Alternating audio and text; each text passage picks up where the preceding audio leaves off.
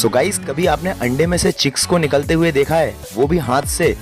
जी हाँ दोस्तों, जैसे ही आज मैं कॉलोनी में पहुंचा तो मैंने देखा कि एक मटकी के अंदर चिक्स जो है अंडे में से निकलने की कोशिश कर रहा था और फीमेल उसे बाहर नहीं निकाल पा रही थी। इस कारण से मैंने अपने पापा जी को बुलाया और हम दोनों ने मिलकर फिर धीरे धीरे करके उस अंडे में से चिक्स को, देख सकते हैं आप, किस तरह से निकाला है। और निकलने के बाद आप देख रहे हैं चिक्स कितना ज़्यादा हेल्दी दिख रहा है। पर पूरी तरह से दोस्तों हम इसे नहीं निकाल सकते थे क्योंकि इसकी स्किन जो थी अंडे के खोल में चिपक गई थी, जिस कारण से अगर हम इसे खींच